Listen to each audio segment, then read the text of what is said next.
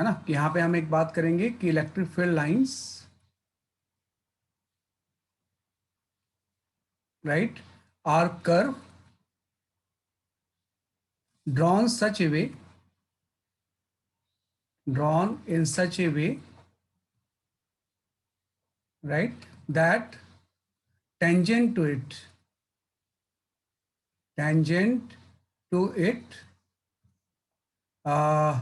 represent direction of net electric field, represent direction of net field, direction of net field. ये आपका main definition हो गई कि electric field lines होती क्या है। Electric field lines are the curve drawn in such a way that tangent to it represent the direction of net electric field, है ना। तो इसको सब चीज को मैं एक्सप्लेन करूंगा, पहले आप इसको जस्ट लिख लो, है ना, then I will explain each and every point. Second ये होता है कि कोई भी अगर इलेक्ट्रिक फील्ड लाइंस है, इसको कई बार हम लाइन ऑफ फोर्सेस भी बोलते हैं, है ना, कि इसको हम कई बार बोलते हैं इसलिए आपका लाइंस ऑफ फोर्सेस, है ना। सेकंड इसकी डेफिनेशन होती है, आप जानती हो कि electric field lines never intersect each other, है ना, कि ये कभी इंटरसेक्ट नहीं करेगी, है ना, क्योंकि इंटरसेक्ट करेगी तो एक ही पॉइंट पे दो डायरेक्शन होगी, जो कि पॉसिबल नहीं है ना, कि कोई भी इलेक्ट्रिक फील्ड लाइंस इंटरसेक्ट नहीं करेंगी। तीसरा हो जाएगा नेवर फॉर्म क्लोज लूप, है ना, ये कभी भी क्लोज लूप नहीं बनाएंगी, नेवर फॉर्म क्लोज लूप, है ना, due to their conservative nature, due to their conservative nature, है ना, कि कंजर्वेटिव नेचर की वजह से कभी भी एक क्लोज लूप नहीं बनाएंगी, है ना। और ये आप जानती हो कि starts from the positive charge and terminate on negative charge. Electric field lines starts on positive charge, है ना, and terminate on negative, terminate on negative, है ना, कि स्टार्ट होगी पॉजिटिव चार्ज से, टर्मिनेट होंगी बेसिकली आपके नेगेटिव पे। ये इसकी फोर्थ प्रॉपर्टी हो गई। इसकी प्रॉपर्टी पे ही मेन क्वेश्चंस आते हैं। इसकी फिफ्थ प्रॉपर्टी हो जाएगी कि जो इलेक्ट्रिक फील्ड लाइंस हैं, है ना, ये एक्चुअली इसकी जो डेंसिटी होती है वो स्ट्रेंथ ऑफ फील्ड को रिप्रेजेंट करेगी, है ना, कि सिंपल सा हम बोलेंगे लाइंस डेंसिटी, है ना, represent, right, magnitude of field, magnitude of field, कि जो लाइंस की डेंसिटी होती है फील्ड के मैग्नीट्यूड को क्या करेगी, बेसिकली आपको रिप्रेजेंट करेगी। जितनी ज़्यादा लाइंस क्लोज होंगी वहां पे फील्ड का मैग्नीट्यूड उतना ज़्यादा होगा, और लाइंस के बीच में सेपरेशन ज़्यादा है तो फील्ड का मैग्नीट्यूड क्या होगा, कम होगा, है ना। सिक्स प्रॉपर्टी थोड़ी सी यूनिक है, ये आप थोड़ा ध्यान रखना कि जब हम सिक्स प्रॉपर्टी हम इस तरह से लिखते हैं ना, तो हम बोलते हैं कि नंबर ऑफ लाइंस स्टार्ट्स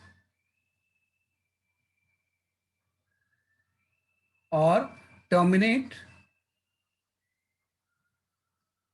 है ना, represent, represent magnitude of charge, represent magnitude of charge, है ना, कि जितनी नंबर ऑफ लाइंस स्टार्ट या टर्मिनेट होती हैं किसी भी पे, वो मैग्नीट्यूड ऑफ चार्ज के ऊपर डिपेंड करता है ना, कि नंबर ऑफ लाइंस अगर ज़्यादा है तो मैग्नीट्यूड ऑफ चार्ज ज़्यादा होगा, और नंबर ऑफ लाइंस स्टार्ट या टर्मिनेट कम हो रही है तो मैग्नीट्यूड ऑफ चार्ज क्या होगा, बेसिकली आपका कम होगा। ये सिक्स प्रॉपर्टी हो गई। सेवंथ प्रॉपर्टी हो जाएगी इसकी कि field lines are symmetric about, symmetric about line joining them, line joining them, कि जो इलेक्ट्रिक फील्ड लाइंस हैं जो उसको लाइन ज्वाइन करती है उसके अबाउट हमेशा क्या होती है, बेसिकली आपके सिमेट्रिक होती है। तो electric field lines are symmetric about the line joining them, है ना, ये आपका हो गया प्रॉपर्टी नंबर 7। प्रॉपर्टी नंबर 8 आ गया कि near the charge, right, field lines are radial, field lines are radial, है ना, कि भाई चार्ज के पास में तो अपना फील्ड डोमिनेट करेगा ना, तो फील्ड लाइंस जो होती है वो रेडियल होती है ना, दूर में कुछ डिफरेंट भी हो सकती है ना, रेडली आउटवर्ड या रेडली इनवर्ड होंगी। तो near the charge field lines हमेशा क्या होती है, बेसिकली आपकी रेडियल होती है, रेडली इनवर्ड होंगी या रेडली क्या होंगी, बेसिकली आपकी आउटवर्ड होंगी। ऐसी आपका एक 9 प्रॉपर्टी भी आप लिख सकते हो कि field lines right flow from, है ना, higher potential to lower potential, higher potential to lower potential. अभी ऐसे मैंने पोटेंशियल का कॉन्सेप्ट आपको बताया नहीं है, लेकिन फिर भी आप लिख लो, flow from the higher potential to lower potential, है ना, कि फील्ड लाइंस हमेशा जो होती हैं वो हायर पोटेंशियल से कहाँ पे डोमिनेट करते हैं, जैसे कि आपके लोअर पोटेंशियल पे।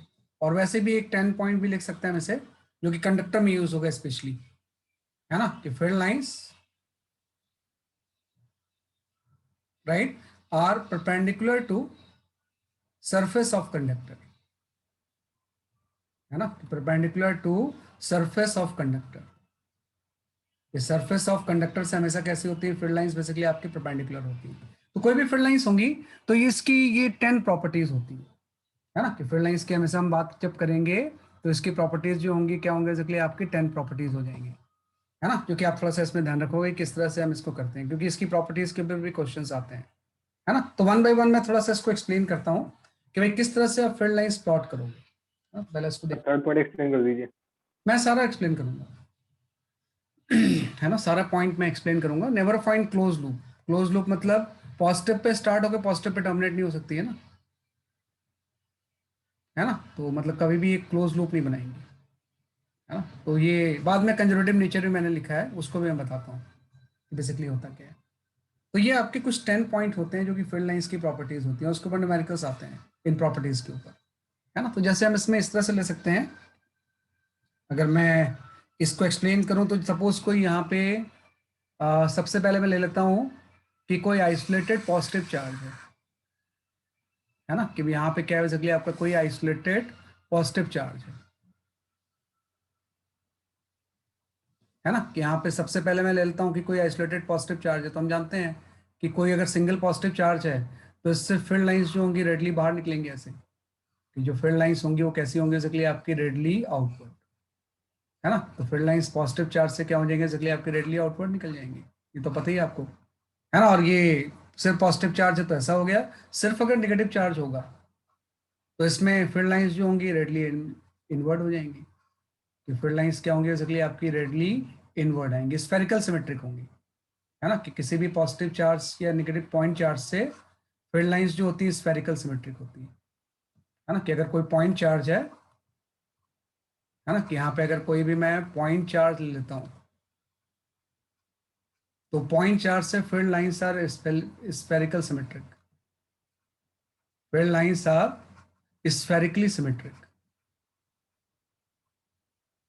स्फेरिकली सिमेट्रिक, है ना, कि भाई जो पॉइंट चार्ज है उससे फील्ड लाइन स्फेरिकल सिमेट्रिक होती है। तो ये तो सिर्फ आइसोलेटेड पॉजिटिव चार्ज है या आइसोलेटेड नेगेटिव चार्ज है, लेकिन अगर मैं दो पॉजिटिव चार्ज ले लूँ तो इसकी फील्ड लाइंस हम कैसे प्लॉट करते हैं, ये आप थोड़ा ध्यान रखना, कि अगर मैं यहाँ पे दो पॉजिटिव चार्ज ले लूंगा तो ये रिपल्शन शो करेगा, है ना। तो इसकी जो फील्ड लाइंस का पैटर्न होगा, अगर सिंपल हम यहाँ पे पॉजिटिव चार्ज ले लें कि दो पॉजिटिव चार्ज क्लोज रखे हुए हैं, तो कैसे प्लॉट करते हैं वो भी आपको समझ में आ जाएगा कि भाई फील्ड लाइंस के प्लॉट करने का बेसिक प्रोसेस क्या होता है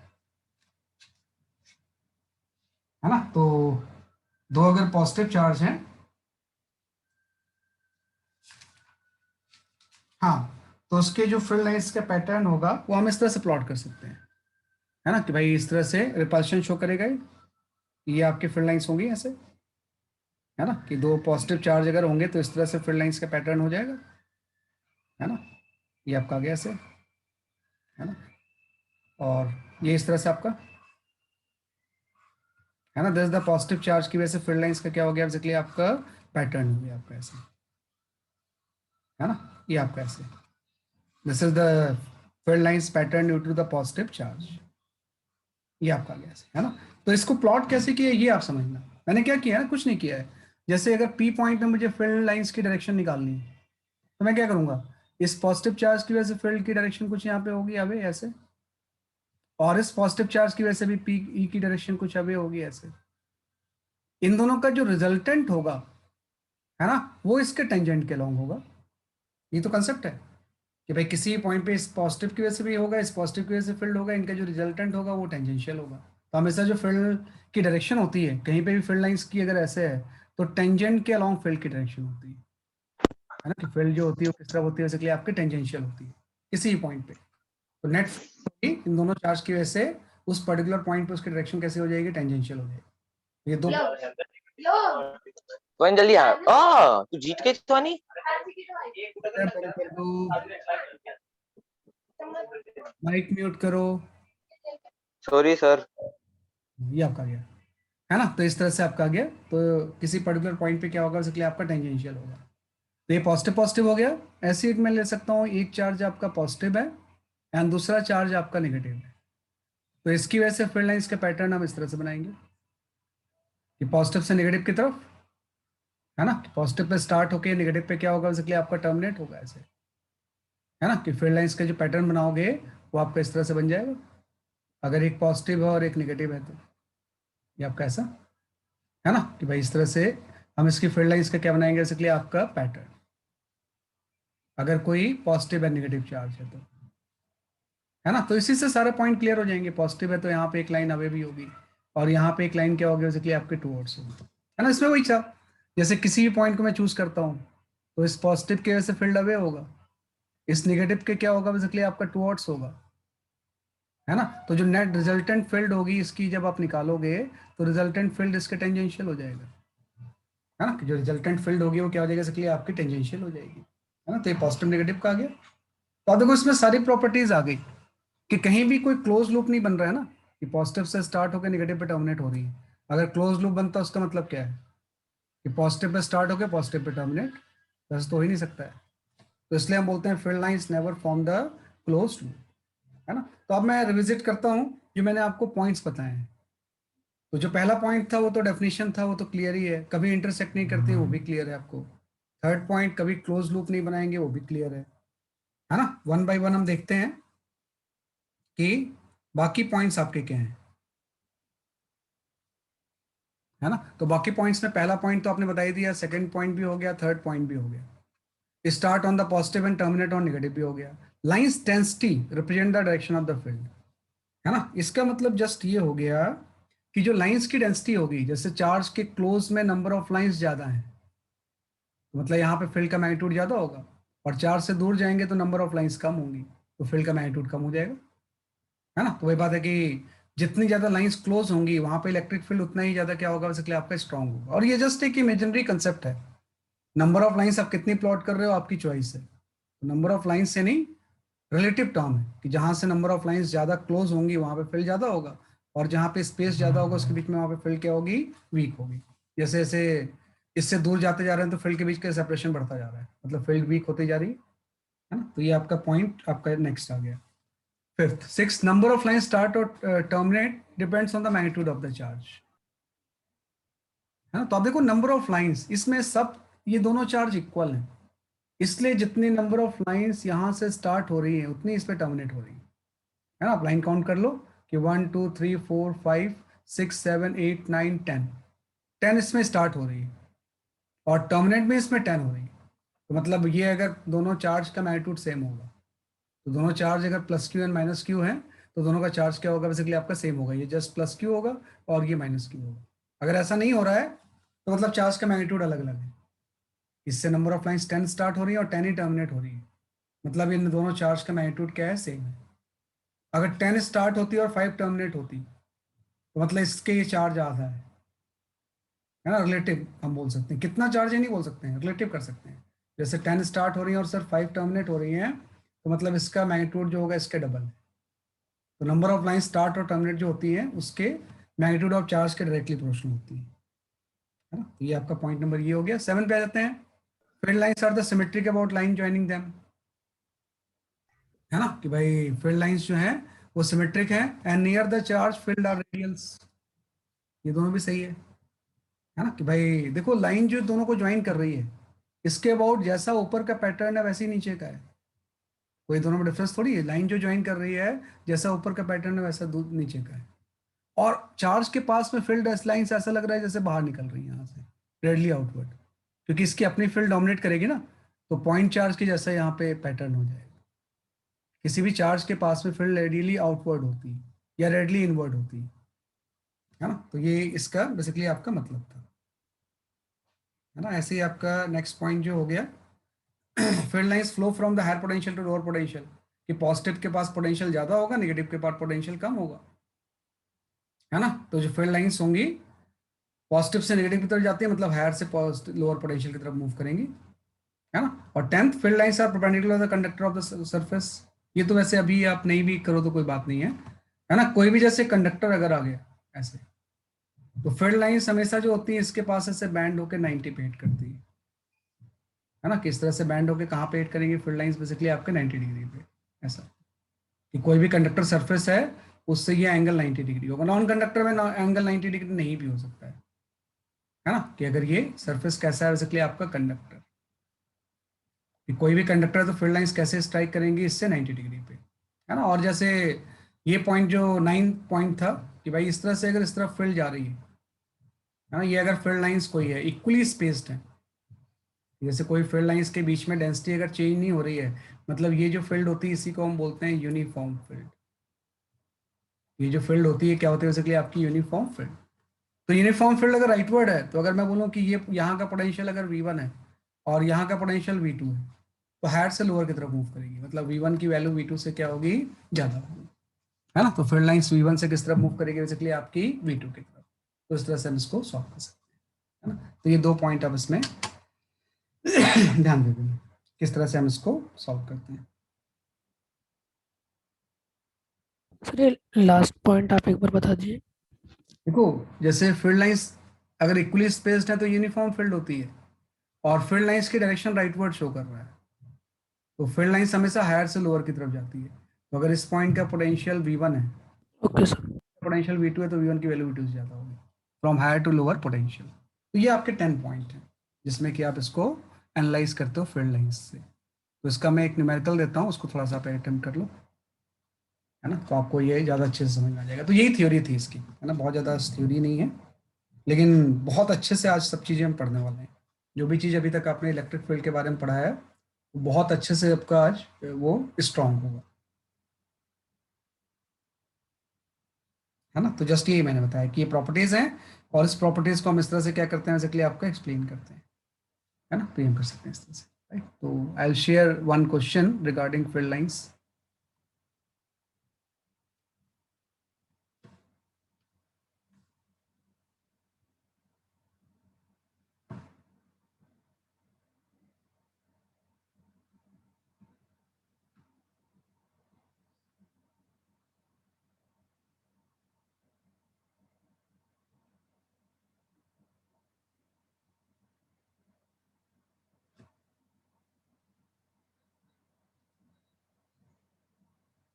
वेट फॉर मिनट।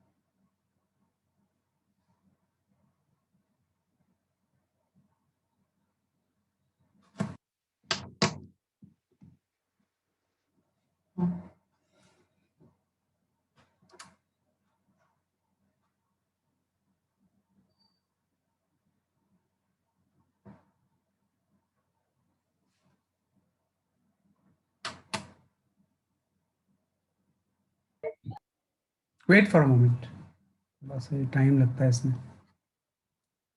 हाँ, या।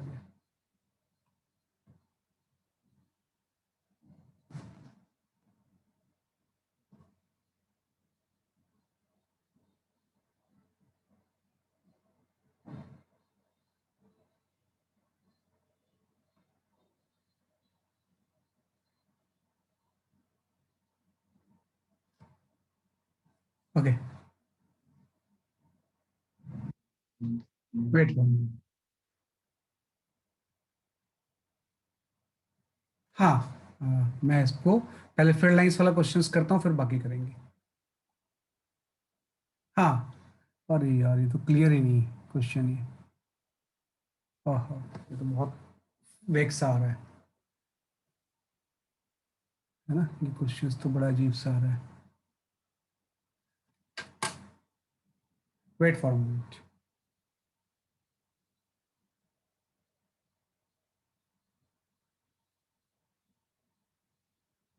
चलो कोई नहीं, इसको मत करो अभी आप। है ना, बाद में जब आएगा तो उसको करेंगे, बाकी दूसरे क्वेश्चंस कर लेते हैं।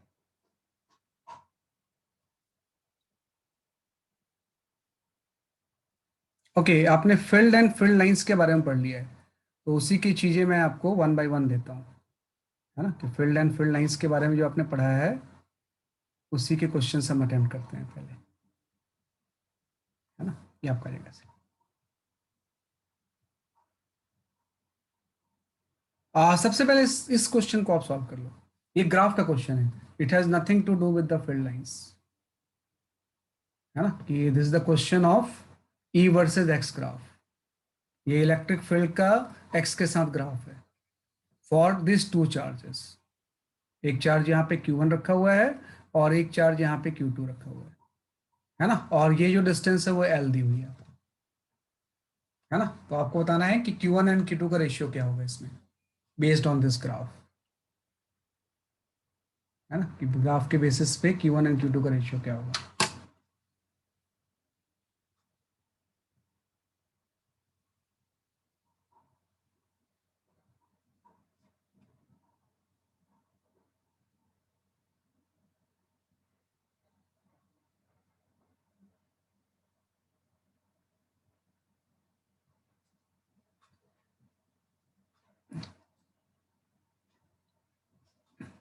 है ना, मतलब Q1 की Q2 की वजह से ना, आप थोड़ा समझो इसे, कि एक चार्ज मैंने यहाँ पे Q1 रख लिया और एक Q2 रख लिया, तो यहाँ भी फील्ड होगी इसकी वजह से, लेकिन शो यहाँ कर रहा है कि इधर जो फील्ड होगी उसका हर पॉइंट पे फील्ड अलग अलग होगी। चार्ज की लोकेशन पे इनफाइनाइट से स्टार्ट होके कहीं जीरो भी हो सकता है, कहीं पे मैक्सिमम भी हो सकता है, फिर उसके बाद फिर से ऐसा हो जाएगा। तो इस Q1 Q2 की वजह से राइटवर्ड पॉइंट पे जो फील्ड है, उसका डिस्टेंस के साथ एक ग्राफ दिया हुआ है। तो इसके अकॉर्डिंग आपको Q1 एंड Q2 का रेशियो बताना है, और ये डिस्टेंस b बताना है जहाँ पे फील्ड की वैल्यू मैक्सिमम होगी। है ना, तो ये अच्छा क्वेश्चन है, काफी इंपॉर्टेंट क्वेश्चन माना जाता है।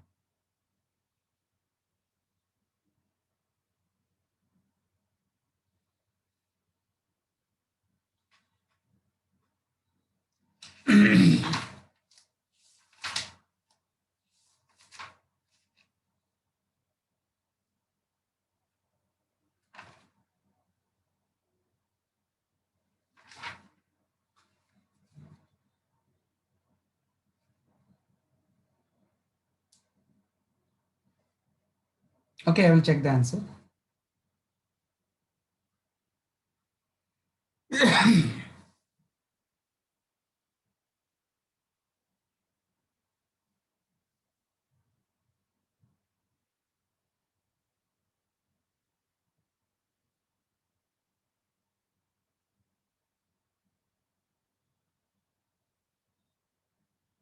हाँ, सही आंसर आपका फर्स्ट पार्ट का। Yatharth and Abdali Ramesh, your answer is correct.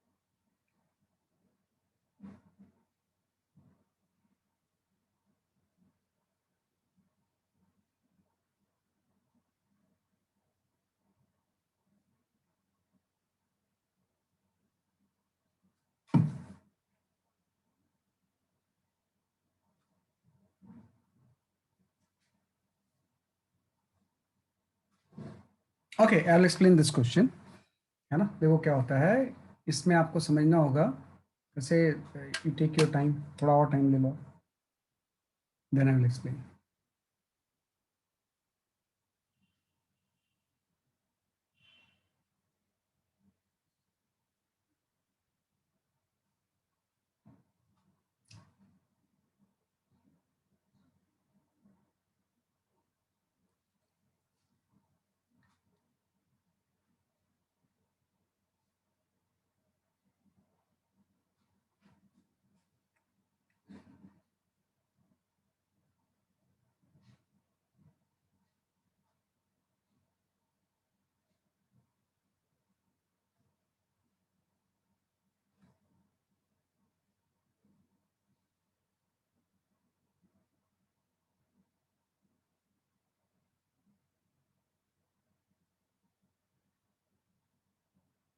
Okay, I explain this question, है ना, कि ये Q1 है, ये Q2 है, और इस पॉइंट पे नेट फील्ड 0 है ना। तो फर्स्ट पार्ट में इसने बोला हुआ है कि Q1 और Q2 का रेशियो क्या होगा। तो देखो एक में अगर इस पॉइंट पे नेट फील्ड 0 है, रिजल्टेंट फील्ड 0 है, तो एक पॉजिटिव और एक नेगेटिव होगा, है ना। अदरवाइज तो नेट फील्ड वहाँ 0 हो ही नहीं सकता है, तो ये पॉजिटिव होगा और ये नेगेटिव होगा। तो आपको पता है Q1 की वजह से फील्ड जो होगी वो राइटवर्ड होगी, और इस Q2 की वजह से फील्ड जो होगी वो लेफ्टवर्ड होगी, है ना। तो Q1 की वजह से फील्ड अगर राइटवर्ड कोई E1 है, और Q2 की वजह से फील्ड अगर लेफ्टवर्ड E2 है, तो ये तभी होंगे जब नेट फील्ड तभी 0 होगी जब ये दोनों एक दूसरे को कैंसिल कर दें। तो आप E1 इक्वल टू E2 कर दो, कि अगर दोनों का मैग्नीट्यूड एक दूसरे को कैंसिल कर दे तो इस पॉइंट पे नेट फील्ड क्या हो जाएगी, 0 हो जाएगी। तो इसी से आपके Q1 Q2 का रेशियो आ जाएगा। तो आप देखो Q1 से ये डिस्टेंस L प्लस ए है, जब मैं E1 लिखूंगा तो ये आपका हो जाएगा के Q1 बाई एल प्लस ए का होल स्क्वायर। डायग्राम समझ में आ रहा है कि यहाँ पे नेट फील्ड 0 है, तो Q1 पॉजिटिव है, उससे फील्ड अवे हो गई, Q2 नेगेटिव है, उसकी फील्ड टुवर्ड्स हो गई। ये एक दूसरे को कैंसिल करेंगे तो नेट फील्ड 0 हो सकती है ना। यही इसका न्यूट्रल पॉइंट होगा। तो Q1 की वजह से फील्ड ये हो गई, इसको Q2 बैलेंस कर रहा है, तो Q2 से डिस्टेंस तो सिर्फ ए है, तो ये आपका हो जाएगा के Q2 बाई ए स्क्वायर। यहाँ से के कैंसिल आ गया, जो Q1 Q2 का मॉड होगा, मॉड इसलिए लिया क्योंकि एक चार्ज पॉजिटिव है और एक चार्ज नेगेटिव है, तो इसकी वैल्यू हो जाएगी एल प्लस ए बाई ए का होल स्क्वायर।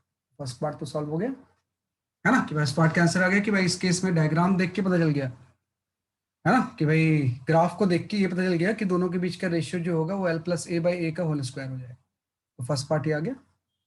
ऐसे ही हम आ जाते हैं सेकंड पार्ट पे, है ना। तो सेकंड पार्ट पे हम आएंगे तो इसने बोला है कि भाई देखो यहाँ पे फील्ड इनफाइनाइट है, यहाँ 0 है, धीरे धीरे फील्ड बढ़ रही है और मैक्सिमम पहुंची, तो किस डिस्टेंस पे फील्ड मैक्सिमम होगी, है ना। तो ये मैक्सिमम इनवर्स से निकालना पड़ेगा। आप कोई पॉइंट यहाँ पे एज्यूम कर लोगे कि इस पॉइंट पे जो भी फील्ड है यहाँ से किसी एक्स डिस्टेंस पे कितनी होगी, किसी जनरल पॉइंट में निकालना पड़ेगा ना, कि भाई इस एक्स डिस्टेंस पे जो फील्ड है उसकी वैल्यू पहले निकाल लेंगे। तो जनरल पॉइंट पे जब निकालेंगे तो जो नेट फील्ड जनरल पॉइंट पे होगी वो आपका हो जाएगा के Q1 by L plus x का होल स्क्वायर, माइनस, ये तो पॉजिटिव चार्ज की वजह से नेगेटिव से माइनस हो जाएगा, तो ये हो जाएगा के Q2 बाई एक्स स्क्वायर। तो ये E as a function of X आ गया।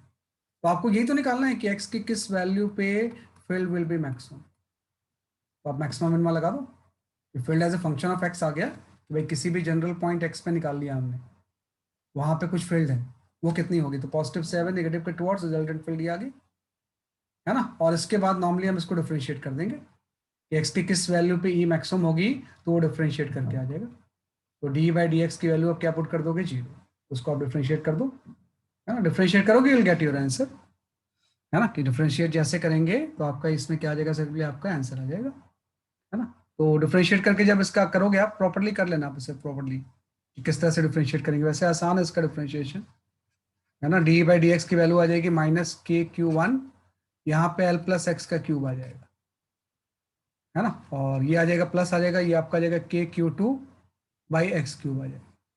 इसको 0 पुट करना है आपने, है ना। तो यहाँ से के तो कैंसिल हो गया, तो यहाँ से ये आपका आ गया L plus x by x का क्यूब इक्वल टू आपका आ गया Q1 बाई Q2, है ना। तो यहाँ से आप देखो कि इसको हम लिख सकते हैं बेसिकली आपका L by x plus 1 equal to Q1 by Q2 की पावर 1/3, है ना। तो यहाँ से x की वैल्यू आप निकाल लोगे, इधर -1 हो जाएगा, तो जो x की वैल्यू होगी वो ये आ जाएगी L/1 - Q1/Q2 की पावर 1/3, है ना। और Q1/Q2 पहले ही हम निकाल चुके हैं ये चीज, क्योंकि आंसर को आप इसके टर्म्स में नहीं छोड़ सकते ना, तो L+A के टर्म्स में आएगा। तो जो फाइनल आंसर आपका ये आ जाएगा कि x की जो b की वैल्यू होगी, कि जिस x पे फील्ड मैक्सिमम होगा वही तो b है, जो b की वैल्यू हो जाएगी वो आपकी हो जाएगी L/1 - L+A/A की पावर 2/3। सर एक्स की वैल्यू L+B नहीं होनी चाहिए, L प्लस बी। नहीं बेटा, x जो हम ले रहे हैं वो यहां से ले रहे हैं ना, इस जगह से किसी भी जनरल पॉइंट पे ले रहे हैं, तो उसको क्या मतलब है उससे। भाई x की वैल्यू L+B नहीं होगी ना, क्योंकि x जो हम डिफाइन b डिफाइन कर रहे हैं वो यहाँ से डिफाइन कर रहे हैं, और x भी आपने यहीं से डिफाइन किया है। तो ऑरिजिन से डिफाइन नहीं किया ना, अगर ऑरिजिन से करते तो L+B ले लेते आप। आपने डिफाइन भी तो यहीं से x लिया हुआ है, और x से b भी है, तो यहाँ से कितने डिस्टेंस पे x मैक्सिमम होगा, तो वही तो b है। तो फाइनल आंसर आपका ये आ गया। तो बहुत अच्छा क्वेश्चन होता है कि भाई ग्राफ जो हमने पढ़ा था कल, उससे किस तरह के क्वेश्चन सॉल्व करते हैं। दो चार्ज रखे हुए, इसकी वजह से फील्ड का डिस्टेंस के साथ ग्राफ दिया हुआ है ना। तो हम इससे डाटा निकाल लिया आपने कि जो चार्ज का रेशियो होगा वो ये होगा, और जिस डिस्टेंस पे फील्ड मैक्सिमम होगी वो ये होगी। तो फाइनल आंसर आपका आ गया। थोड़ा सा प्लस माइनस में मेरे ख्याल से मैंने गड़बड़ कर दी है, ये माइनस इधर हो जाएगा, है ना, इसमें चेक कर लो। ये प्लस होगा, ये माइनस होगा, यहाँ माइनस, यहाँ माइनस आ जाएगा, ये प्लस हो जाएगा, ये आप चेंज कर लेना, है ना, उससे वो चीज़ माइनस होगी ना, तो उस तरह से आपका आंसर आ जाएगा। तो फाइनल आंसर आपका ये आ गया। तो ये काफ़ी इंपॉर्टेंट क्वेश्चन माना जाता है।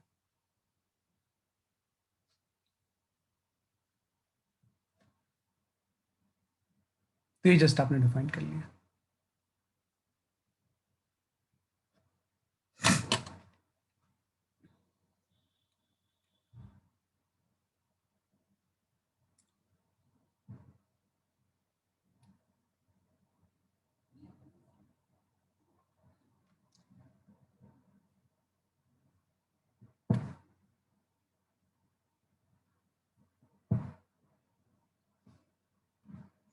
ओके,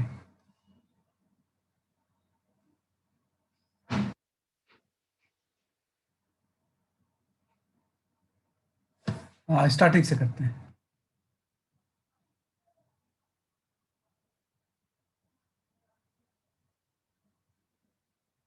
हाँ, you can go for this question.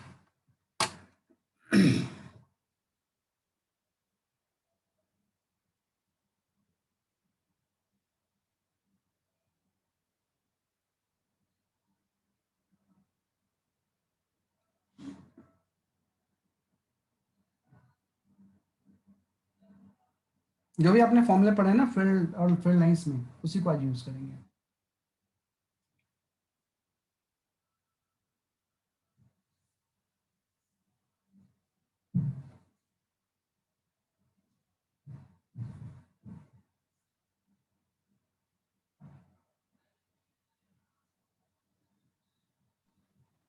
Radius A and B - 2 है। कौन सा radius A and, radius radius A and B, और B=2A दिया हुआ है ना, कि जो B है ना, इनर की रेडियस B=2A, है ना। ये थोड़ा सा प्रिंट सही नहीं हुआ है। इसका चार्ज एक में Q1 है, दूसरे में Q2 है, तो वही QA एंड QB का रेशियो निकालना है। एक पे चार्ज QA है और एक पे QB है ना। तो अगर ये इक्विलिब्रियम पॉइंट है Z=A पे, है ना, तो Q एंड QB का रेशियो क्या होगा। दो रिंग्स हैं, ये ऐसा, इस तरह से दो कंसेंट्रिक रिंग है ना। तो इससे अगर ए डिस्टेंस पे यहाँ पे कोई फील्ड नहीं है, इक्विलिब्रियम पॉइंट का मतलब नेट फील्ड 0 होता है, तो ऐसा Q एंड QB का रेशियो क्या होगा।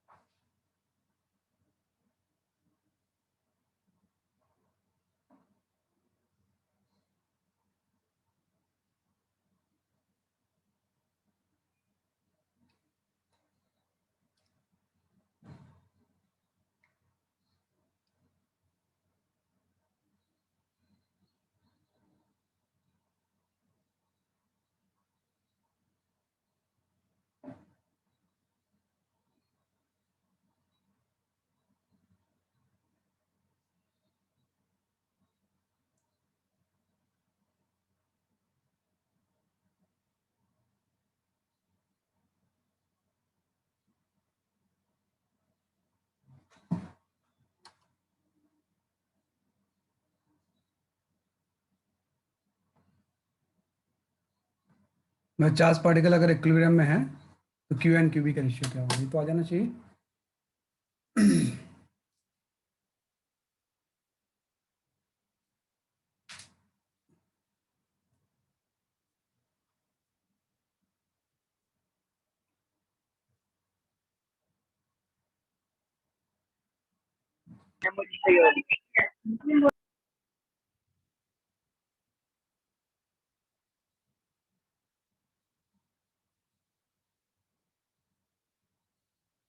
रमेश सही है आपका आंसर, हर्षित सही है।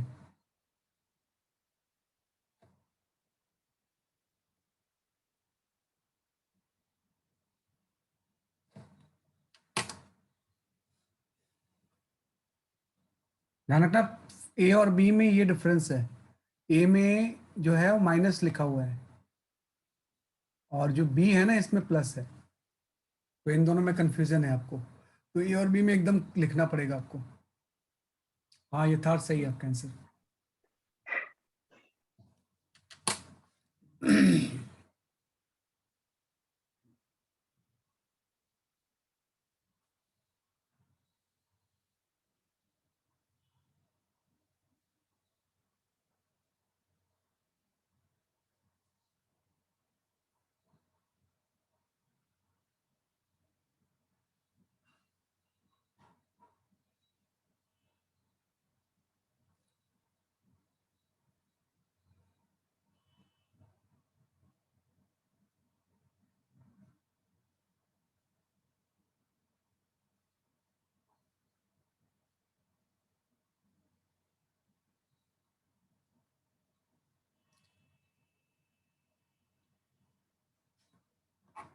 हाँ निहाल सही आपका आंसर, खुशी यादव भी सही है, बिल्कुल सही है ना, सही आंसर आप बता रहे हो, है ना, सारे लोग के आंसर सही है। देखो कुछ नहीं है, कल आपने पढ़ा था कि भाई रिंग की वजह से फील्ड क्या होती है, तो रिंग की वजह से जो फील्ड होती है उसका फॉर्मूला होता है by r square plus x square का 3/2, ये तो फॉर्मूला होता है ना। तो आपको पता है कि इसमें जो ये इस पॉइंट पे अगर नेट फील्ड 0 है ना, तो दोनों की वजह से अलग अलग फील्ड निकाल लेते हैं। तो एक की वजह से फील्ड मैं ले लेता हूँ जो भी है, इनर वाले की वजह से पहले निकालते हैं जिसका कि रेडियस ए है, तो इनर वाले की वजह से निकालूंगा तो उसके ऊपर चार्ज में ले लूंगा के क्यू ए, है ना, इंटू एक्स, एक्स की जगह पे तो ए आपको लेना है, by r square plus x square, मतलब a square plus a square का 3/2। इसमें आउटर वाले का फील्ड ऐड होगा, अभी मैंने साइन नहीं लिया इसका, मुझे पता नहीं साइन क्या है, तो मैं जस्ट मान के चल रहा हूँ दोनों पॉजिटिव हैं, प्लस ऐड करूँगा से एक पॉजिटिव और एक नेगेटिव होगा, तभी नेट फील्ड 0 होगा। तो बाहर वाले पे चार्ज क्यू भी ले लो आप, तो के क्यू बी, डिस्टेंस तो आपको ए लेना है, एक्स तो सेम ही है भाई। अब आपको पता है इसका रेडियस अलग हो गया, तो इसका रेडियस जो हो गया वो 2a का होल स्क्वायर प्लस ए का होल स्क्वायर, इस पूरे की पावर 3/2। तो जस्ट आपने बोला कि इनर वाले की वजह से यहाँ फील्ड होगी, आउटर वाले की वजह से फील्ड होगी, और इन दोनों का सम 0 होना चाहिए अगर वो पॉइंट इक्विलिब्रियम में है तो, है ना। तो इसको आप सॉल्व करके क्यू एंड क्यू बी का रेशियो निकाल लो, है ना। तो इसको सॉल्व करके हम किसका रेशियो निकाल लेंगे, q a and q b का। तो जब क्यू एंड क्यू बी का रेशियो निकालेंगे, है ना, तो ए ऑप्शन आपका आ जाएगा, है ना, कि ये वो देखो मैग्नीट्यूड का रेशियो ये है बी है, लेकिन आपको रेशियो साइन के साथ देना पड़ेगा, तो इसमें निकालेंगे तो बीच में प्लस साइन है तो इधर जाएगा तो माइनस हो जाएगा, तो यहाँ से क्यू एंड क्यू बी का जो रेशियो होगा वो आपका हो जाएगा -2/5 की पावर 3/2।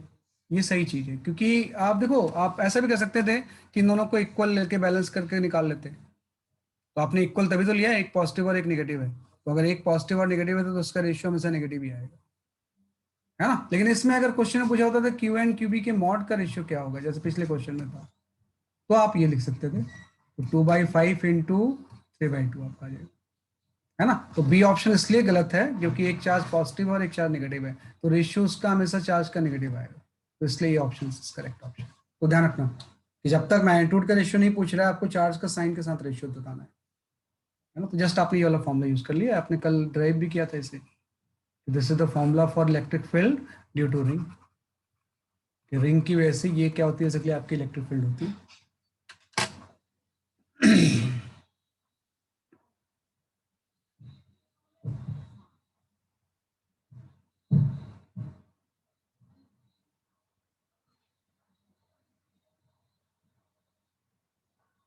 है ना, तो ये आपने निकाल लिया। चलो नेक्स्ट क्वेश्चन।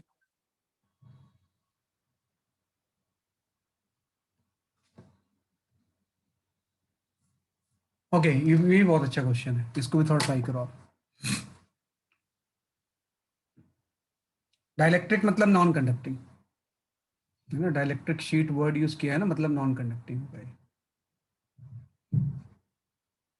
वो तो हम जानते ही, कंडक्टर तो के बारे में तो अभी हम जानते ही नहीं क्या होता है।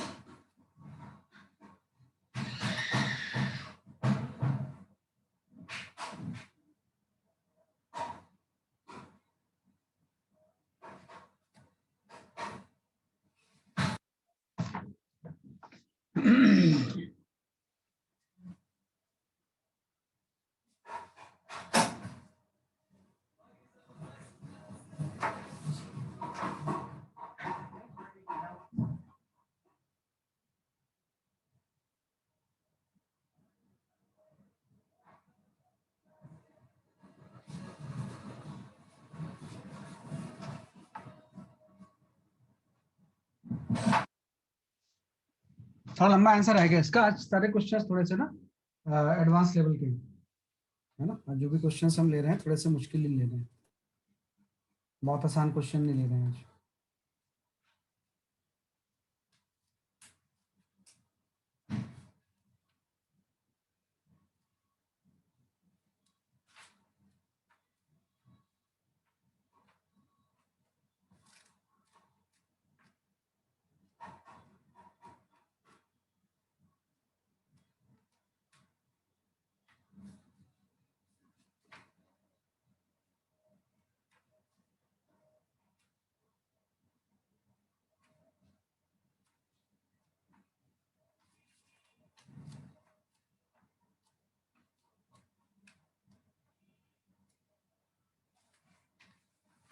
Okay, I will check the answer.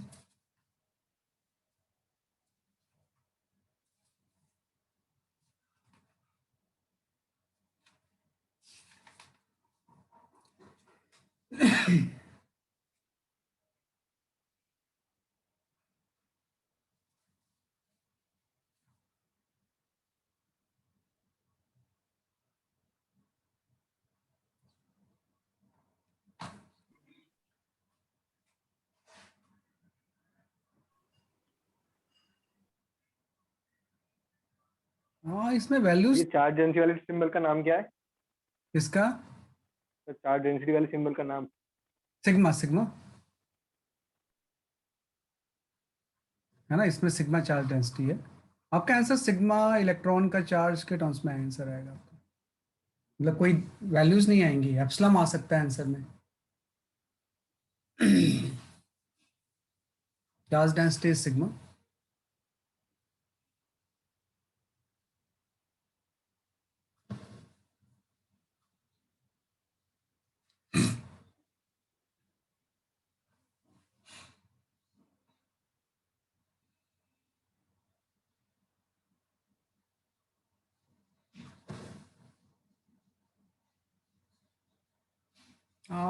थोड़ा सा गलत है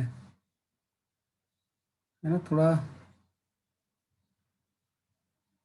नहीं, ऐसा नहीं आ रहा। मैं एक्सप्लेन करता हूँ आपको, मैं है ना एक्सप्लेन करता हूँ, अभी आंसर किसी का नहीं है। देखो क्या है, इस क्वेश्चन के दो पार्ट हैं। आपको पार्ट क्या है, कुछ नहीं, इसमें सुपरपोजिशन प्रिंसिपल यूज करना है आपने। पहले तो ये चीज है ना कि आपने ऐसा कोई फॉर्मूला नहीं पढ़ा जिसमें कि किसी लार्ज शीट से कोई अगर हम ये पोर्शन निकाल लें तो उससे फील्ड की वैल्यू कितनी होगी, है ना, क्योंकि पहले तो फील्ड निकालना पड़ेगा ना, तभी तो फोर्स आएगा। फोर्स आएगा तो एक्सलेशन आएगा, तो एक्सलेशन से तो हम निकाल पाएंगे, क्योंकि जैसे यहाँ से इसकी वजह से कुछ फील्ड होगी तो फील्ड तो आपकी हो जाएगी राइटवर्ड, है ना। अगर फील्ड राइटवर्ड होगी, इलेक्ट्रॉन चार्ज नेगेटिव है, तो उसके ऊपर फोर्स लेफ्टवर्ड लगेगा, और इस फोर्स की वैल्यू जो हो जाएगी, इलेक्ट्रॉन को इससे मल्टीप्लाई कर देंगे चार्ज से। ये तो कंसेप्ट होता है कि इस पूरे सिस्टम की वजह से इस पॉइंट पे कुछ फील्ड होगी, है ना, और इस फील्ड की वजह से फोर्स निकालने के लिए हम चार्ज की मैग्नीट्यूड से मल्टीप्लाई करेंगे, फोर्स से एक्सलेशन आ जाएगा, और एक्सलेशन की वजह से इस तरफ मूव करेगा, तो जब यहाँ पहुंचेगा तो इसकी स्पीड कितनी होगी, ये निकालना है मुझे। तो पहले तो ये है कि फील्ड होगी कितनी। तो फील्ड के लिए देखो दो चीजें, आपने कल फॉर्मूला एक पढ़ा था कि कोई अगर इनफाइनाइट शीट हो, है ना, तो उसकी वजह से तो फील्ड यूनिफॉर्म होती है किसी पॉइंट पे, और वो फील्ड का फॉर्मूला आपने पढ़ा था सिग्मा बाय 2 एप्सिलॉन नॉट। और एक आपने पढ़ा था यूनिफॉर्मली चार्ज अगर कोई डिस्क है तो उसकी वजह से किसी एक्स डिस्टेंस पे फील्ड की वैल्यू क्या होती है, वो आपने पढ़ा था sigma by 2 epsilon not into 1 minus x by under root of are square plus x square, है ना, किसी भी एक्स डिस्टेंस पे, कोई जरूरी नहीं कि हम √3r ले लें, कहीं एक्स पे आप ले लेना, क्योंकि एक्स में एक्सटेंशन वेरिएबल होगी तो किसी एक्स पे लेना पड़ेगा। यहाँ से किसी एक्स डिस्टेंस पे कितनी फील्ड होगी हम ये निकालना चाहते हैं, है ना, √3r पे नहीं, बाद में देखेंगे कितनी फील्ड होगी वो निकालना चाहते हैं। तो हम कैसे निकाल सकते हैं कि पूरी डिस्क का पता है, पूरी इनफाइनाइट शीट का पता है, डिस्क का पता है, इसमें से ये चीज को माइनस कर देंगे तो आ जाएगा ना। भाई होल निकालने का मतलब है कि पूरे में से इसकी फील्ड को माइनस कर देना है। तो यहाँ पे फील्ड जो होगी, जो हम फॉर्मूला लिखेंगे फील्ड का, वो आपका हो जाएगा पूरी इनफाइनाइट शीट की से इस डिस्क को वापस निकाल लेना है, मतलब इसकी फील्ड को माइनस कर देना है। तो माइनस ऑफ हो गया sigma by 2 epsilon not into 1 minus x by under root of are square plus x square, ये फॉर्मूला होता है। तो सी वाला टर्म तो कैंसिल हो गया, फील्ड की वैल्यू आ गई, है ना, कि भाई पहला सॉरी ये 1 वाला टर्म कैंसिल हो गया खाली, है ना। तो और यहाँ पे फील्ड की वैल्यू आ गई sigma by 2 epsilon not into x by under root of are square plus x square, ये आपका गया, है ना। तो ये फील्ड आ गई कि भाई अगर इस पूरे डिस्क शीट से अगर हम एक डिस्क बाहर निकाल लें तो रिजल्टेंट फील्ड किसी एक डिस्टेंस पे कितनी होगी। अब इस फील्ड से फोर्स आ जाएगा, वही तो स्टेप होता है। फोर्स निकालने के लिए हम इलेक्ट्रॉन के चार्ज से मल्टीप्लाई कर देंगे, तो फोर्स जो आ गया sigma e x by 2 under root of are square plus x square, है ना, इंटू एप्सिलॉन नॉट आ गया। एक बार फोर्स आ गया तो एक्सलेशन आ जाएगा, acceleration equal to force by mass होता है ना, कि एक्सलेशन की वैल्यू क्या होती है बेसिकली आपकी फोर्स बाई मास, है ना। तो यहां से एक्सलेशन आ जाएगा, इस पूरे चीज से हम क्या कैलकुलेट कर सकते हैं बेसिकली आपका एक्सलेशन। एक्सलेशन यहीं पे लिख दो आप इसमें कि एक्सलेशन की वैल्यू आपकी हो जाएगी फोर्स बाई मास, है ना। तो यहाँ पे एक मास पे मल्टीप्लाई हो गया आपका। अब यहाँ पे थोड़ी सी दिक्कत होगी, दिक्कत ये हो गई कि वे ये रूट में सबसे ऊपर आर आर स्क्वायर के बाद क्या लिखा हुआ है आपने? आर यहाँ पे yes sir. R square plus x square formula होता है, under root of are square plus x square, तो भाई किसी एक्स डिस्टेंस पे निकाल रहे हैं ना, तो ये आपका आ गया है ना। ये जो एक्स डिस्टेंस पे फील्ड का फॉर्मूला होता है ना। तो ये एक्सलेशन आ गया। प्रॉब्लम है कि एक्सलेशन जो है कांस्टेंट नहीं, वेरिएबल है। ये एक्सलेशन कांस्टेंट नहीं है, क्योंकि जैसे जैसे एक्सचेंज होगा एक्सलेशन की वैल्यू चेंज होती है ना। तो वेरिएबल एक्सलेशन फिर हम वो यूज नहीं कर सकते ना कि भाई इतने डिस्टेंस के बाद इसकी वेलोसिटी के लिए इक्वेशन ऑफ काइनेटिक्स, तो हम इसको इंटीग्रेट करके निकालना पड़ेगा, है ना। क्या करना पड़ेगा मुझे, इसको इंटीग्रेट, है ना। तो मैं इसको करता हूँ, है ना, कि भाई इस केस में अगर हम इंटीग्रेट करें इसे, तो किस तरह से हम इंटीग्रेट करेंगे आप थोड़ा ध्यान रखना, है ना, कि भाई इसको किस तरह से आप इंटीग्रेट करोगे, ये थोड़ा सा आप ध्यान दो कि इंटीग्रेट करने के लिए, है ना, कि जस्ट आपने बोला ये आपका आ गया, तो इसको हम इंटीग्रेट करते हैं, है ना। तो यहाँ पे आपका आ गया acceleration as a function of x आपका आ गया, तो एक ही जगह लिख सकता हूँ minus v into d by d x.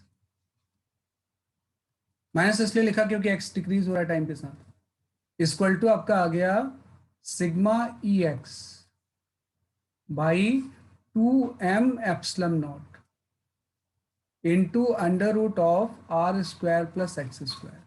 ये आपका आ गया एक्सलेशन, है ना। तो इसमें वेरिएबल सेपरेट कर दो, v तो निकालना है मुझे, तो यहाँ से v इंटू डी वी की जो वैल्यू होगी वो आपकी हो जाएगी minus of sigma E by 2m epsilon not, है ना, इंटू यहाँ पे आ जाएगा इसलिए आपका x dx by under root of are square plus x square, है ना। अब इसके दोनों तरफ हम इंटीग्रेट कर देंगे, है ना। ये चीजें तो कांस्टेंट है, इंटीग्रेशन इसका हो जाएगा।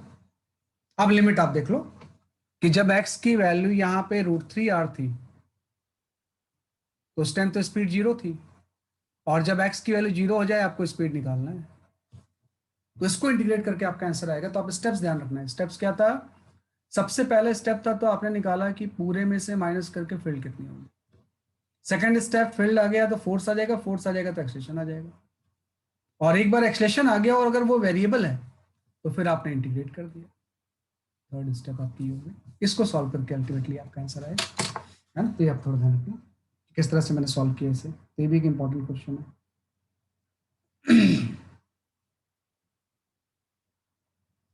है ना। तो अब आप इसको इंटीग्रेट करके निकालोगे तो विल गेट योर आंसर, है ना। कई बार हो सकता है इंटीग्रेट वगैरह नहीं कर रहे होगे ना, तो आपका आंसर कुछ अलग अलग आ रहा होगा, तो इंटीग्रेट करना सर पड़ेगा। वो गलती से सर वो cos थीटा पहले डाल दिया 30 डिग्री, लेकिन वो वेरी कर। वो तो चेंज होता रहेगा ना, वही तो मैंने बोला है कि भाई यस सर, इसी इससे गलत आ। इस पॉइंट पे जो फील्ड होगी वो इस पॉइंट पे थोड़ी होगी। फील्ड वेरिएबल है, फील्ड वेरिएबल है तो फोर्स भी वेरिएबल होगा, फोर्स वेरिएबल है तो एक्सलेशन भी वेरिएबल होगा, है ना। तो ये सही आंसर है आपका। और माइनस इसलिए लिया है क्योंकि एक्स कम हो रहा है ना टाइम के साथ, या वेलोसिटी की डायरेक्शन लेफ्टवर्ड है। जब भी नेगेटिव रेफरेंस एक्सिस के अपोजिट होती है तो नेगेटिव ले लेते हैं हम इसमें, इसलिए माइनस लिया मैंने। अच्छा इंटीग्रेट कर दूं मैं इसे, हाँ चाहे गोयल इंटीग्रेट कर देता हूँ, गुड। ऐसे ही पूछ लिया करो कि नहीं आता है तो जरूर पूछ लेंगे वैसे, मैं इंटीग्रेट कर देता हूँ, है ना। देखो इसको इंटीग्रेट करने के लिए क्या करेंगे ना, हम इसमें यूज करेंगे सब्स्टिट्यूशन मेथड, है ना। कि इसको इंटीग्रेट करने के लिए will have to use the substitution method. आप यहाँ पे u की वैल्यू ले लोगे r square plus x square, है ना। u की वैल्यू क्या ले लोगे, r square plus x square. तो यहाँ से du बाई डी एक्स जो होगा इसकी वैल्यू हो जाएगी 2x। तो यहाँ से जो du x dx की वैल्यू होगी वो du बाई 2 हो जाएगी, है ना। तो मैं इसी टर्म को लेता हूँ, बाकी टर्म तो कांस्टेंट ही है, इसी टर्म को मुझे इंटीग्रेट करना है। तो मुझे इंटीग्रेट करना है x dx by under root of are square plus x square. तो मतलब x dx की जगह पे हम क्या पुट कर सकते हैं, du बाई 2, तो एक हाफ बाहर आ गया, ये आपका du आ गया, और ये पूरा टर्म आपने u लिया था तो u की पावर हाफ आ गई, है ना। और u की पावर माइनस हाफ को जब इंटीग्रेट करेंगे ना तो ये आपका ही आ जाएगा। ये इंटीग्रेट करके आपका, है ना, कि जब इसको आप इंटीग्रेट करोगे तो माइनस हाफ प्लस 1 हो जाएगा ना, तो ये आपका √u हो जाएगा, है ना। तो 2 कैंसिल हो जाएगा, ये चीज आपकी √u बच जाएगी सर। √u का मतलब under root of are square plus x square बच जाएगा। तो इस चीज को इंटीग्रेट करेंगे तो under root of are square plus x square आ जाएगा, है ना। क्योंकि यू की पावर ऊपर ले जाएंगे तो माइनस हाफ हो जाएगा, तो minus half plus one divide by minus half plus one, है ना। तो हाफ हाफ तो कैंसिल हो गया और यू की पावर ये आपकी आ जाएगी, तो ये इनको इंटीग्रेट करके आ जाएगा सिंपल सा, बाद में आप लिमिट पुट कर देना, है ना। तो लिमिट पुट करके इसका आंसर आ जाएगा, है ना। तो सब्स्टिट्यूशन मेथड से आपने इसको क्या किया, सॉल्व कर लिया, है ना। तो अल्टीमेटली मैं इसका आंसर लिख देता हूँ कि अल्टीमेटली मेरे पास जो आंसर है इसका, कि जब ये यहाँ पे पहुंचेगा तो कितनी स्पीड होगी, ये तो पूछा था इसने, वो जो स्पीड होगी वो आपकी हो जाएगी अंडर रूट ऑफ, बड़ा सिंपल सा आंसर आता है। लिमिट कैसे पुट करेंगे, लिमिट पुट कर दो यार, यहाँ पे लिमिट कैसे पुट करना है आपने, ऐसे पुट कर दो √3r से 0 तक।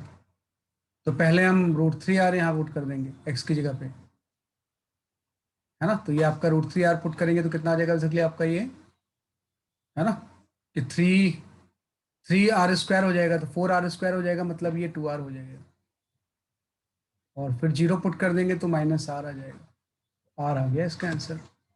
मतलब इस पूरे चीज को इंटीग्रेट करके r आपका आ रहा है ना, इस पूरे चीज को इंटीग्रेट करके क्या आ रहा है बेसिकली आपका r आ रहा है ना। तो इससे आप देख लो, है ना, कि इसको इंटीग्रेट करके क्या आ रहा है बेसिकली RHS, और ये तो v²/2 ही होगा, ये चीज क्या हो जाएगी, v²/2 हो जाएगी, है ना। इसका तो इंटीग्रेशन हम जानते हैं, तो अल्टीमेटली आंसर आपका ये आ जाएगा,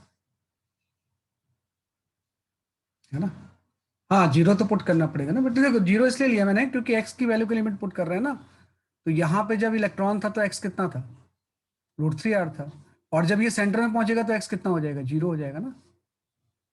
जैसे जैसे सेंटर की तरफ जा रहे हैं x की वैल्यू कम हो रही है, तो जब सेंटर में पहुंचेगा तो x 0 हो जाएगा, जो हम x डिफाइन करते हैं उसी के अकॉर्डिंग तो लिमिट लेते हैं, है ना। तो अल्टीमेटली आपका जो आंसर होगा वो आपका ये आ जाएगा, सिग्मा ER बाई आपका आंसर आ जाएगा m₀ ये फाइनल आंसर है ना। तो ये आप कर लोगे, तो देखो first step, second step, third step, third के बाद मैंने इंटीग्रेट करके लिमिट कैसे पुट करते हैं वो भी बता दिया, है ना। तो ये आप कर लेना, थोड़ा सा इंटीग्रेशन रिवाइज कर लेना क्योंकि इंटीग्रेशन बार बार यूज होगा, है ना। ये हम कर सकते हैं इसे, तो ये काफी इंपॉर्टेंट क्वेश्चन था ये आपका। चलो नेक्स्ट क्वेश्चन पे आते हैं। Okay, you can go for this question, this is an objective type question.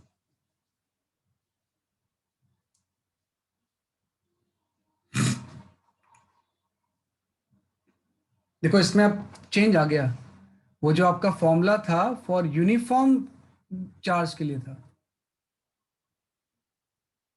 इसमें यूनिफॉर्म नहीं है, चार्ज वेरिएबल है, तो यूनिफॉर्म के लिए ये फॉर्मूला होता है 2k λ/r sin α/2, लेकिन इसमें आप जो लैम्डा है वो चेंज हो रहा है थीटा के हिसाब से।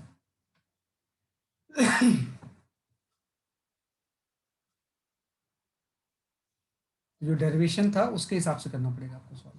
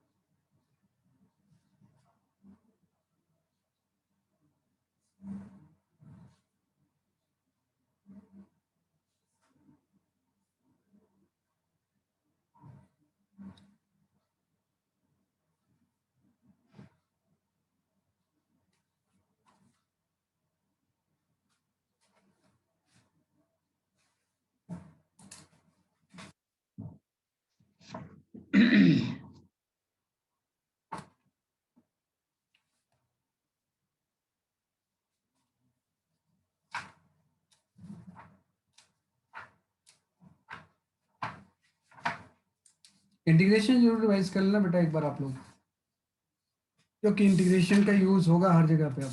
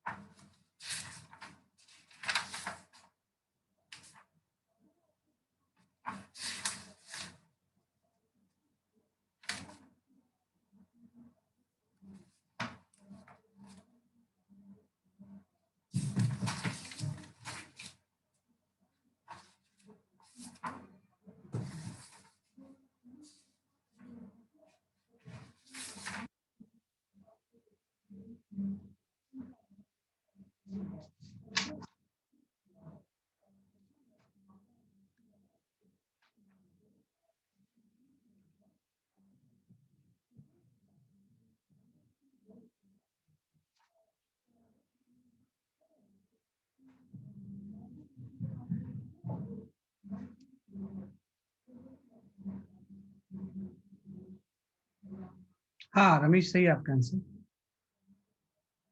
मैं भी बताता हूँ उसे। एकाग्र सही है आपका आंसर।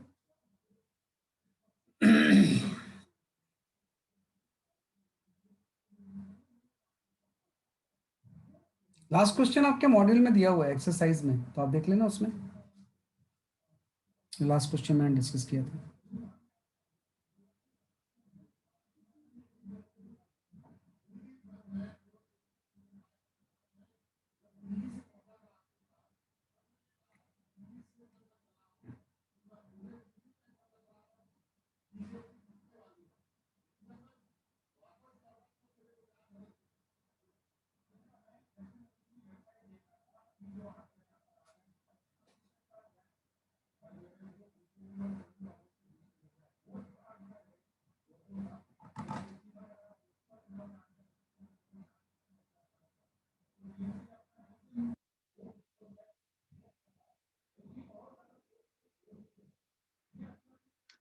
हाँ Bhavya Bhargava, your answer is correct.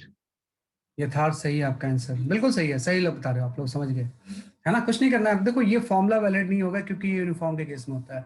अगर लैम्डा कांस्टेंट होता तो सीधे हम ये फॉर्मूला लगा देते, है ना। लेकिन इसमें लैम्डा वेरिएबल है, तो इसमें वही होगा कि एक एलिमेंट ले लोगे आप ऐसे, थीटा एंगल पे एक एलिमेंट ले लोगे जिसका कि विड्थ कितना होता है डी थीटा। इस एलिमेंट पे जो चार्ज ले लेंगे हम डी क्यू ले लेंगे। तो पैसे पहले में इस एलिमेंट की, है ना, कि थीटा एंगल पे ये एलिमेंट की वजह से फील्ड डी कितनी होगी, तो फील्ड डी आप लिख लो, है ना। हाँ पीयूष शायर आंसर इज करेक्ट। तो एलिमेंट की वजह से फील्ड डी लिख लोगे तो वो फील्ड हो जाएगी k d q by r square. ये तो फॉर्मूला होता है। अब d q lambda into R D theta होता है, lambda into length of the arc, और लैम्डा वेरिएबल है, तो हम डी को ऐसा लिख सकते हैं, है ना, कि जो डी को हम लिखेंगे वो आपका इस तरह से लिख देंगे कि जो डी को हम इस तरह से लिखेंगे वो आपका आ जाएगा के डी क्यू की जगह पे आ जाएगा लैम्डा नॉट कॉस थीटा पूरा लिख दो into R D theta by r square, है ना। तो आर की एक पावर तो कैंसिल हो गई, यहाँ पे डी की वैल्यू आ गई, ये आपका आ गया के लैम्डा नॉट, है ना। यहाँ से हम लिख देंगे बेसिकली आपका के लैम्डा नॉट। अच्छा ये तो चार्ज पूछ रहा है, वो सॉरी, मैं तो फील्ड निकालने लगा यार। मैं सोचा कि बड़ा मुश्किल क्वेश्चन है, ये तो सिर्फ चार्ज पूछ रहा है कितना होगा। ये तो सिंपल इंटीग्रेशन। हाँ ये तो सिंपल सोल्यूशन। चलो कोई नहीं, फील्ड भी हम ऐसे निकालते कि अगर यहाँ पे फील्ड पूछता है ये, तो हम ऐसे निकालते जैसे हम बता रहा हूँ आपको मैं। मान लो ये पूछता है कि भाई इसकी वजह से यहाँ फील्ड कितना होगा, तो ये प्रोसेस हम यूज करते, कोई बात नहीं, आ सकता है फील्ड वाला क्वेश्चन, है ना। मैं इतना मेहनत क्यों कर रहा हूँ, कई बार टफ सोचने की आदत होती है। ये आपका आ गया, और इसको आप रिजॉल्व करके इंटीग्रेट कर लेना तो नेट फील्ड की वैल्यू आ जाएगी। इसमें तो सिर्फ चार्ज ही पूछ रहा है ये, तो इसका इस फॉर्मूले से तो कोई मतलब है ही नहीं, है ना, ठीक है नहीं। तो इसका इस फॉर्मूले से कोई मतलब है ही नहीं, है ना। तो आपको तो इस तो पूछ रहा है कि चार्ज ऑन द वायर कितना होगा, ये तो कुछ है ही नहीं यार। भाई चार्ज ऑन द वायर कितना हो जाएगा, डी क्यू इक्वल टू जो होता है वो का होता है lambda into R D theta, lambda की वैल्यू पुट कर दो, तो lambda naught cos theta R D theta आ गया। अब टोटल चार्ज निकालना है तो लैम्डा नॉट आर तो बाहर आ गया, है ना, integration of cos theta D theta हो जाएगा, है ना। और कॉस थीटा डी थीटा का इंटीग्रेशन हो जाएगा आपका कहाँ से कहाँ तक, माइनस पाई बाई टू से प्लस पाई बाई टू तक, है ना, क्योंकि इधर पाई बाई टू होगा और इधर भी पाई बाई टू होगा, तो माइनस पाई बाई टू से प्लस पाई बाई टू तक। तो इसको जब हम सॉल्व करेंगे तो ये आपका सिंपल आ जाएगा, टू लैम्डा नॉट आर, ये आपका वही तो मैंने देखा एप्सिलॉन नॉट या के वगैरह क्यों आंसर में नहीं आ रहा है, तो ये सही है। इसको तो आपने चार्ज निकाल लिया, अगर फील्ड आता तो हम इस तरह से निकाल लेते। कई बार ये क्वेश्चन आता है फील्ड वाला, है ना, फील्ड निकालने के लिए भी क्वेश्चन आता है, तो D option will be the correct, है ना, डी ऑप्शन जो होगा वो सही है, ये हम कर सकते हैं। इसका इस फॉर्मूले से कोई मतलब नहीं है, ये तो सिर्फ चार्ज निकालने के लिए बोल रहा है।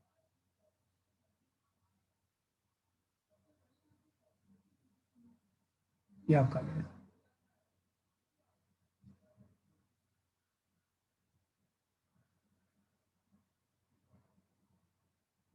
ओके चलो इसको कर लो सॉल्व, क्या है आपका आंसर। ये तो यूनिफॉर्म ही है ना, यूनिफॉर्म है तो सीधे फॉर्मूले से हो जाएगा। तो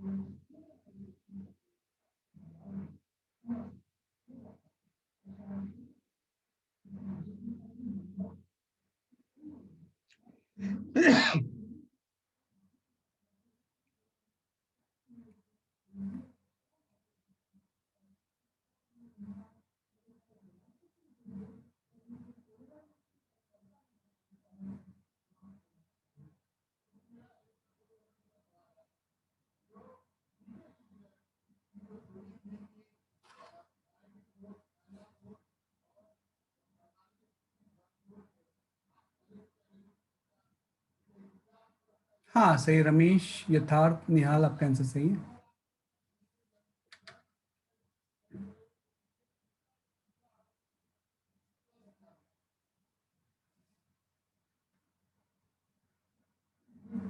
सुहाना सही है, पीयूष झा सही है। इसमें तो कुछ नहीं, तो फॉर्मूला है आप सीधे आपका, कल आपने जो पढ़ा था फॉर्मूला कि, हाँ सही है आपका आंसर। एकाग्र जैन सही, एकाग्र जैन थोड़ा सा देखो, हर्षित सही है आपका आंसर। तो इसमें आपने फॉर्मूला कल पढ़ा ही था कि भाई फॉर्मूला जो होता है वो कितना होता है, 2k lambda by r into sine alpha by 2। तो इसमें जो अल्फा है वो पाई हो गया, तो फील्ड की value 2k lambda by are हो जाएगी, है ना। इसने k की वैल्यू सब्स्टिट्यूट कर दी है, तो इसकी वैल्यू आ जाएगी lambda by 2 pi epsilon not r, है ना। तो इसमें ये ऑप्शन आ जाएगा। तो कोई इंटीग्रेशन वगैरह नहीं, सीधे फॉर्मूला यूज कर लेंगे। वो तो तब अगर लैम्डा वेरिएबल होता तो फिर इंटीग्रेट करके निकालते हैं, ये हम सिंपली कर सकते हैं। तो इस क्वेश्चन का आंसर जो है वो ये सही है। चलो नेक्स्ट क्वेश्चन पे आते हैं।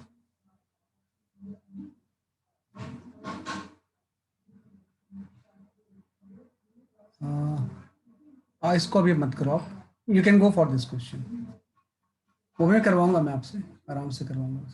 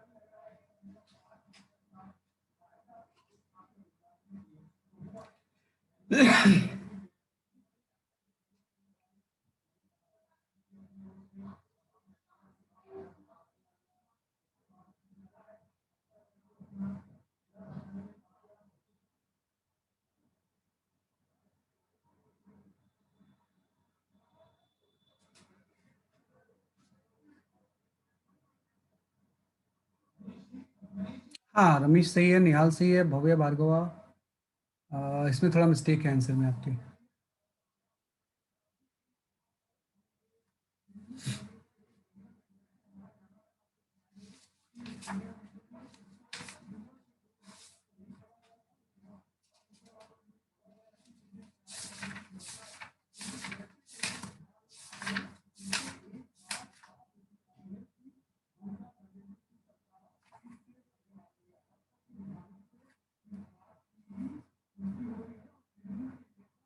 हाँ यथार्थ, एकाग्र, आशी, योर आंसर इज करेक्ट।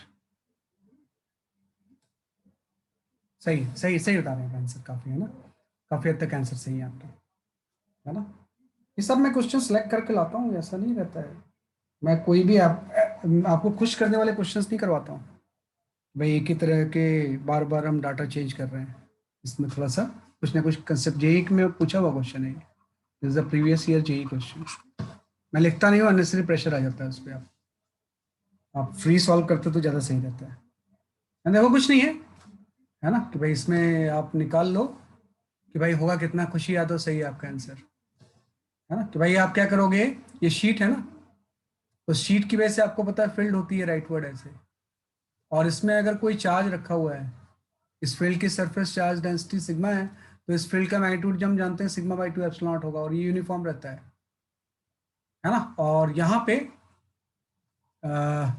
इसने बोला है कि बॉल, चार्ज बॉल है, इस पे भी कोई क्यू चार्ज है, तो आपको पता है इस चार्ज वाले बॉल पे ऊपर फोर्स लग जाएगा क्यू ई, कि अगर फील्ड इतना है जो कि यूनिफॉर्म है तो क्यू ई फोर्स इधर लग जाएगा, और इधर लग जाएगा आपका वेट, और इधर लग जाएगा टेंशन, और ये इक्विलिब्रियम में है कि अगर ये इक्विलिब्रियम में है तो ये वाला एंगल हम जानते ही हैं कि अगर इक्विलिब्रियम में है तो टी कॉस थीटा किसको बैलेंस कर रहा होगा, वेट को, और जो टी साइन थीटा होगा ये बैलेंस कर रहा होगा इलेक्ट्रिक फोर्स क्यू ई को।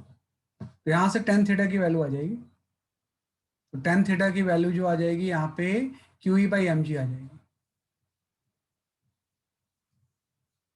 है ना। और यहाँ पे ई की वैल्यू आपको बताइए, sigma by two epsilon not है ना, एकदम आसान सा क्वेश्चन है।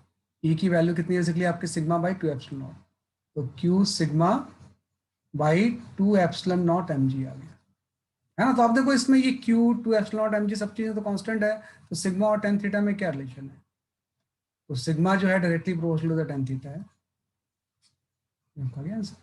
तो B option is the correct, है ना, कुछ नहीं करना है इसमें आपको, है ना, बी ऑप्शन जो होगा वो सही होगा, है ना। हर्षित सही आपका answer, B for Bombay option is the correct, है ना। बस ये ध्यान रखना कि ये शीट थी, देखने में रॉड जैसा लग रहा है लेकिन ये चीज जो है वो क्या है बेसिकली आपकी एक शीट है ना, तो शीट की वजह से कितनी फील्ड होगी, तो बी ऑप्शन आपका सही आंसर। चलो एक लास्ट क्वेश्चन कर लेते हैं, then we of the meeting. ये तो वही बेकार वाला क्वेश्चन आ गया, हाँ you can go for this question, है ना, एकदम ध्यान से इसको करना। बस मैं एक चीज इसमें बता दे रहा हूँ आपको, पूरा क्वेश्चन आप सॉल्व मत करो, आप आर के टर्म्स में मुझे आंसर बता दो बस, आर और थीटा के टर्म्स में, या वैसे आर के टर्म्स में ही आ जाएगा आपका आंसर, है ना, कि आपको जो आंसर देना है वो आर के टर्म्स में देना है, ए के टर्म्स में नहीं। आप आंसर मुझे सारे आर के टर्म्स में दे दो, एकदम कंसेप्चुअल क्वेश्चन है, हर स्कूल में आता है ये, स्कूल एग्जामिनेशन का बड़ा इंपॉर्टेंट क्वेश्चन है, वैसे मतलब है भी अच्छा, इसलिए मैं करवाता हूँ।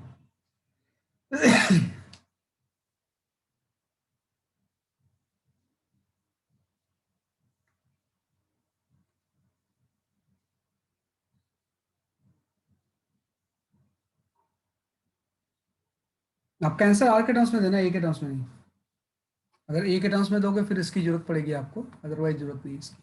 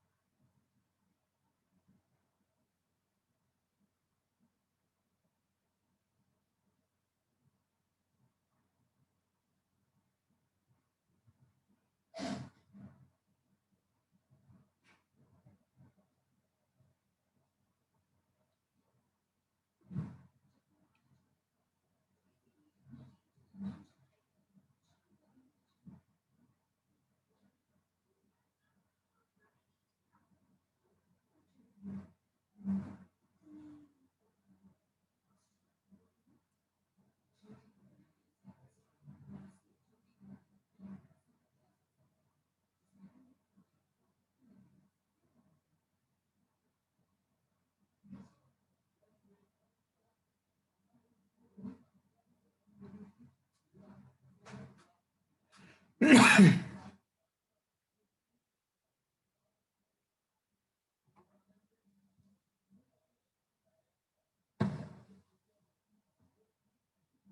ना, 5 चार्जेस हैं, है ना, सेंटर ऑफ द पेंटागन पे कितना फील्ड होगा और ये सारी चीजें, ये तो वैसे इतना टाइम नहीं लगना चाहिए, फटाफट इसका आंसर आ जाएगा।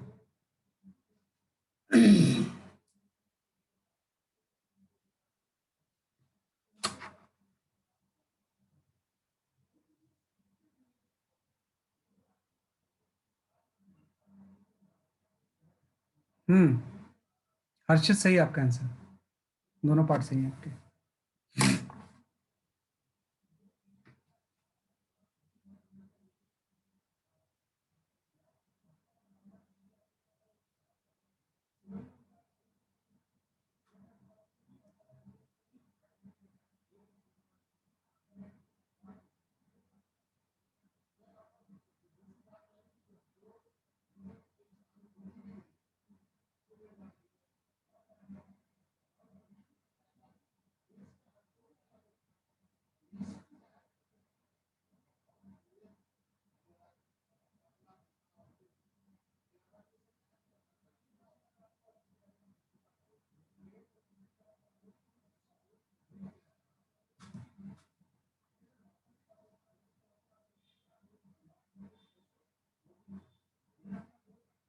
एकाग्र जैन सही है आपका आंसर दोनों पार्ट के।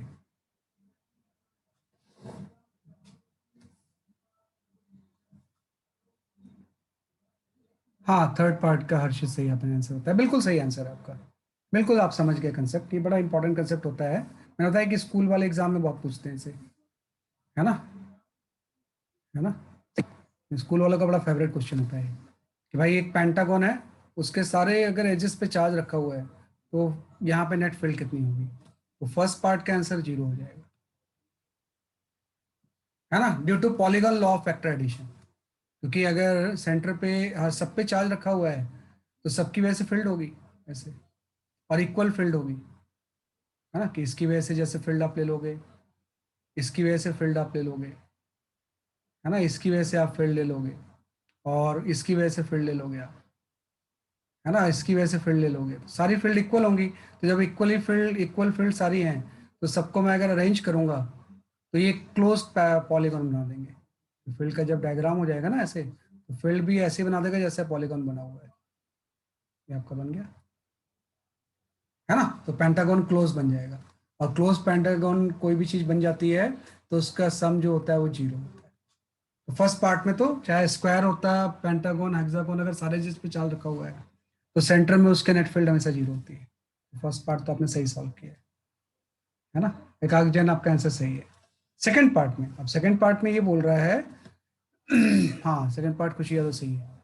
सेकंड पार्ट में बोल रहा है कि अगर एक चार्ज में यहाँ से हटा दूं तो क्या होगा, है ना, कि इस जो पेंटागन था अगर इससे मैं एक चार्ज हटा दूं तो उससे क्या चेंज आ जाएगा, कि अब जो चार्ज है सिर्फ यहाँ पे है, एक यहाँ है, एक यहाँ है, एक यहाँ है, ये वाला चार्ज आपने हटा दिया, है ना। तो आपको पता है अब तो सेंटर में नेट फील्ड 0 होगी नहीं, लेकिन आपको पता है अगर एक चार्ज यहाँ रख देते तो वो फील्ड 0 हो जाती है, मतलब इस बाकी सारी चार्जेस की फील्ड को वो सिंगल चार्ज वाला फील्ड बैलेंस कर रहा होगा, है ना। ये तो मतलब हुआ ना इसका कि भाई अभी कुछ फील्ड अगर है तो उस फील्ड में अगर एक चार्ज रख दिया तो फील्ड 0 हो जाएगी, मतलब इस बाकी चार्जेस की वजह से जो भी फील्ड यहाँ पे होगी उसको एक सिंगल चार्ज वाला बैलेंस कर रहा होगा।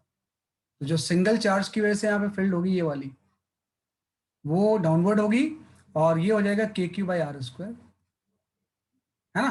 तो बाकी सारे मिलके इसको बैलेंस कर रहे होंगे ना, तो ये अगर इस सिंगल की वजह से डाउनवर्ड है तो बाकी सारे की वजह से अपवर्ड हो जाएगी। तो सेकंड पार्ट का जो आंसर होगा इसमें फील्ड हो जाएगी KQ/R² इन अपवर्ड डायरेक्शन, है ना। तो सेकंड पार्ट में आंसर आ गया। भाई फर्स्ट पार्ट में तो 0 हो गया, सेकंड पार्ट में जो एक चार्ज की वजह से डाउनवर्ड फील्ड होगी उसको बाकी सारे अपवर्ड मिलके बैलेंस कर देंगे। अब थर्ड पार्ट में बोल रहा है, फर्स्ट सेकंड थर्ड में, कि क्या इलेक्ट्रिक फील्ड होगी अगर Q जो ए पे था वो उसने नेगेटिव ले लें हम इसमें, है ना। कि थर्ड पार्ट में जस्ट ये बोल रहा है कि सेम पेंटागन में उस चार्ज को अगर हम नेगेटिव बना दें तो एकदम आसान है। भाई बाकी चार्ज की वजह से फील्ड आप निकाल चुके हो कि ऊपर की तरफ है ना, कि बाकी की वजह से जो फील्ड सेंटर पे है वो ऊपर की तरफ थी। अब एक -Q रख देंगे तो उसकी वजह से भी एक फील्ड ऊपर की तरफ आ जाएगी, मतलब 2 फील्ड आ गई, है ना। तो मतलब यहाँ पे जो नेट फील्ड हो जाएगी वो 2KQ/R²। तो फर्स्ट पार्ट का आंसर 0, सेकंड पार्ट का KQ/R² और थर्ड पार्ट का 2 हो जाएगा, क्योंकि बाकी की वजह से ऊपर एक कितनी फील्ड आई, इस माइनस वाला आईडी तो हो जाएगा उसमें, तो वो फील्ड आ जाएगी। और चूंकि ये एंगल वगैरह इसलिए दिया हुआ था क्योंकि क्वेश्चन में ना आर के टर्म्स में आंसर नहीं था, ए के टर्म्स में निकालना था। तो आर और ए में रिलेट कर सकते हैं एंगल से, आर और ए को हम क्या कर सकते हैं, एंगल से रिलेट कर सकते हैं, तो इस तरह से कर सकते हैं। ये बड़ा अच्छा क्वेश्चन होता है डायरेक्शन क्लैरिटी के लिए, है ना। तो दैट्स ऑल फॉर टुडे, आज के लिए इतनी काफी है। नेक्स्ट वीक जो हम पढ़ेंगे will study the electric flux and Gauss law, है ना। तो जो नेक्स्ट वीक का आपका टॉपिक होगा, है ना, that will the electric flux and Gauss law, right. That's all for today, bye bye.